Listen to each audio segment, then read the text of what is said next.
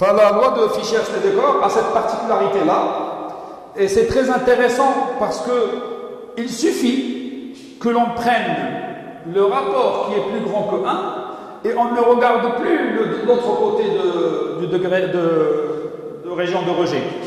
Enfin, donc, normalement, la loi de Fischer, c'est une loi qui est sous forme de cloche, elle commence à 0 parce que ce sont des carrés, donc ce sont des nombres positifs, des rapports de carrés, donc normalement il n'y a pas de problème. Le 1 il est quelque part au milieu. Là, ici, entre les deux rapports, on prend toujours celui qui est dans cette partie. Dans la partie qui est plus grande que 1. Donc, ce n'est plus la peine, même si c'est bilatéral symétrique, ce n'est plus la peine de regarder ici. On s'en fout. C'est pas la peine, il suffit de regarder à droite. Et comme, et ça c'est très important, c'est rare, il faut avoir vraiment des tables statistiques sophistiquées qui permettent d'avoir les degrés, les régions de rejet avec 2,5%. Il y en a, elles existent, mais ce n'est pas sur tous les livres. Donc, est venue l'idée que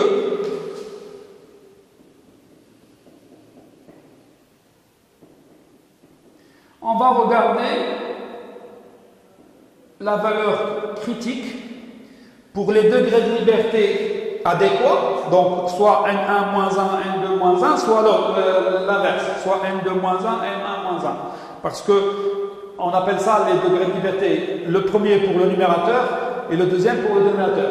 Et on ne sait pas lequel est plus grand que 1, lequel des deux rapports est plus grand que 1. Donc on va prendre celui qui est plus grand que 1 et on va chercher, c'est comme si le bilatéral symétrique, on le rend unilatéral, mais ça répond à la même question, ça répond à la différence. Parce que normalement, les exercices qui concernent les tests de comparaison, ils pensent beaucoup plus à la moyenne, à la comparaison des moyennes. Ici, cette étape de égalité de variance, elle est automatique. On doit la faire. Si on répond, et d'ailleurs c'est pour ça que généralement, quand on a envie de montrer qu'il y a une certaine différence, on met tout le risque d'erreur d'un seul côté et on répond même si on voulait à la base faire un test bilatéral symétrique. Enfin, donc le alpha égale 5%, on ne le partage pas en deux, on prend tout d'un seul côté en ne regardant que la partie qui est plus grande que 1. Autrement dit, c'est comme si on faisait le test d'hypothèse, l'égalité des variances contre celui qui est grand est trop grand par rapport à celui au dénominateur. Le numérateur est trop grand par rapport au dénominateur. C'est ça l'idée de base. C'est-à-dire rendre la chose unilatérale à droite. Enfin donc, soit on prend soit l'une, soit l'autre, selon le rapport, parce que quand on fait les calculs, normalement sur les échantillons, nous savons quel est le plus grand des deux termes, les deux variances échantillonnales, on sait très bien qui est le plus grand, donc on fait le rapport qui est dans cette idée-là. Enfin, donc, la conclusion ici, si on rejette H ici, c'est pas H0, c'est H, je l'ai noté H. Si on rejette au profit de H' sigma 1 différent de sigma 2, on peut s'arrêter. On peut s'arrêter parce que la question de base, c'était est-ce que les deux lois sont les mêmes? Et si les écarts types ne sont pas les mêmes, les lois ne sont pas les mêmes. Donc, ça y est, ça répond à la question. On peut s'arrêter à ce niveau-là. Mais généralement, on peut passer outre. Généralement, on ne rejette pas la variance, on calcule la deuxième étape. Ou là, حتى كاع إلا كان عندنا le rejet, كنقولوا نديروا بحال سونتيغو ونديروا la deuxième étape. حيت la deuxième étape qui nous intéresse. Ça, c'est une question de choix au niveau de l'exercice. Ça dépend des personnes qui font l'étude, qui sont censées faire l'approche statistique. s'il ne s'intéresse qu'à la moyenne. On ne peut passer directement du début à la fin, pour la simple raison, c'est que quand on rejette l'égalité des variances et quand on fait la deuxième étape, c'est un autre test qu'on utilise, pas celui qu'on va utiliser juste après.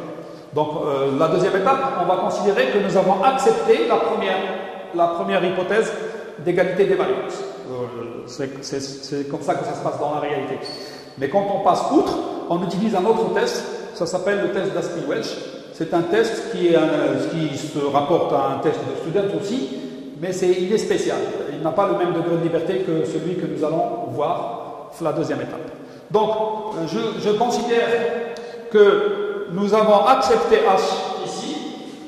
Donc, une fois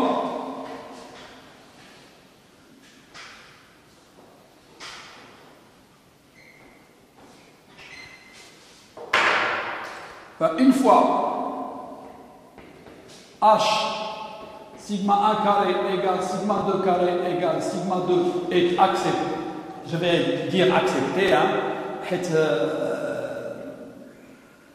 l'hypothèse est acceptée, même si ce n'est pas le bon mot, n'est pas rejeté, mais quand vous l'acceptez, le sigma 2, la variance commune,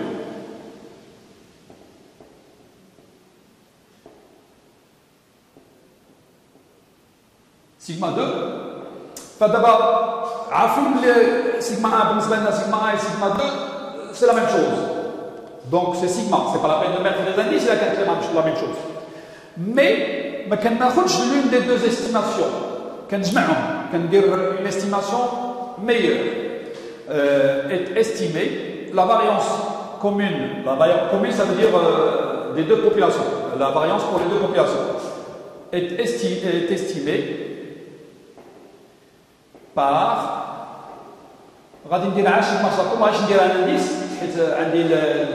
pour les populations c'est la même chose, sigma chapeau carré égale, c'est comme si je regroupais les échantillons, et donc n1 moins 1 S'1 carré plus n2 moins 1 S'2 carré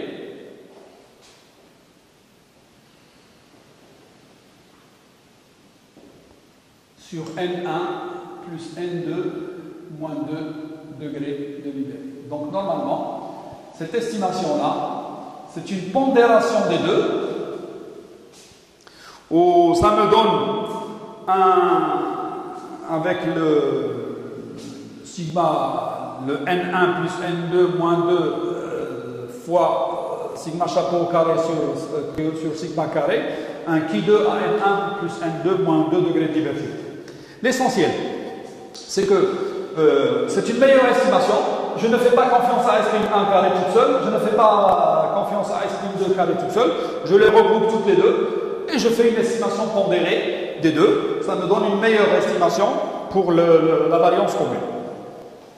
Voilà. Donc la deuxième étape,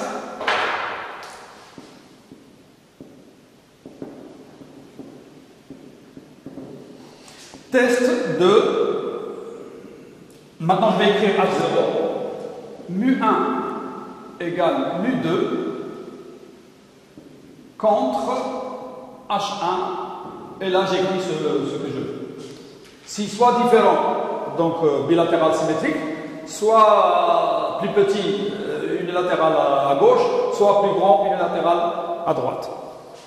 Donc, ou l'inverse, ça dépend de l'écriture. Parce qu'on sait dire le dessin, on peut choisir je barrer à droite, je barrer à gauche, ou la barrer les deux côtés. Ça, c'est l'idée de base au niveau de notre hypothèse. Pardon, la loi d'échantillonnage sous A0, parce qu'on travaille toujours sous A0, mu1 égale mu2 égale mu, donc c'est plus la peine d'avoir l'indice dans ce cas-là. On a x1 bar moins x2 bar sur sigma chapeau racine de 1 sur n1 plus 1 sur n2. Ça vient du fait, ça suit une loi de student. Loi de student à N1 plus N2 moins 2 degrés de liberté. Ça vient du fait que nous savons que x1 bar, ça suit une loi normale, mu1 sigma, maintenant j'écris sigma, hein, sur racine de N1. x2 bar, ça suit une loi normale, mu2 sigma sur racine de N2, ça je le sais. Bah, automatiquement, quand je fais la différence de 2,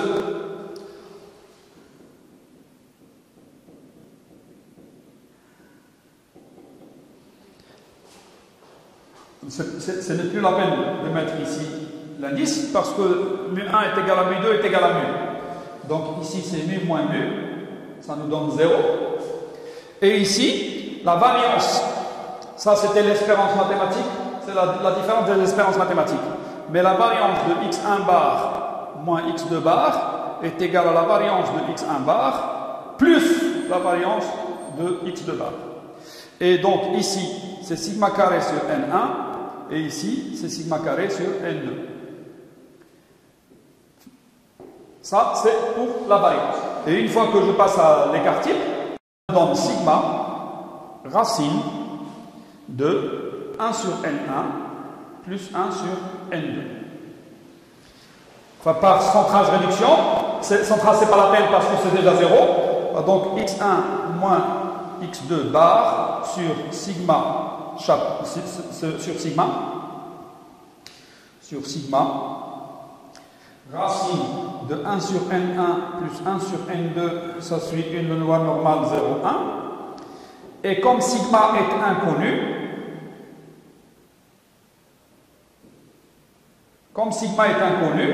je le remplace par sigma chapeau et la loi normale est remplacée par la loi de student. Et pourquoi N1 plus N2 moins 2 degrés de liberté? Parce que normalement, nous avons regroupé notre échantillon, nos deux échantillons, et nous avons obtenu un échantillon qui est plus grand, qui contient N1 plus N2. Mais on perd les degrés de liberté parce que nous avons estimé deux moyennes, x1 bar et x2 bar. Enfin, automatiquement, quand on dit que nous avons perdu un degré de liberté, ça se voit au niveau de cette différence-là. Donc je prends la taille de l'échantillon global, moins ce que j'ai estimé comme paramètre. Là, j'ai estimé les deux moyennes pour calculer sigma chapeau, parce que dans celui-ci, il y a l'estimation de x1 bar, et dans celui-ci, il y a un carré qui manque ici. Voilà. Ça nous donne l'estimation de x1 bar ici, l'estimation de x2 bar ici, ça me fait perdre 2 degrés de liberté. Voilà. Et celui-là étant inconnu, quand on remplace un écart type par son estimation, la loi normale est remplacée par une loi de student à N1 plus N2 moins 2 degrés de liberté. Ça, ce sont des propriétés mathématiques qui concernent les variables aléatoires Ki2, parce que la somme de deux Ki2 indépendants est un Ki2 de degré de liberté, la somme de degrés de liberté, etc. Voilà.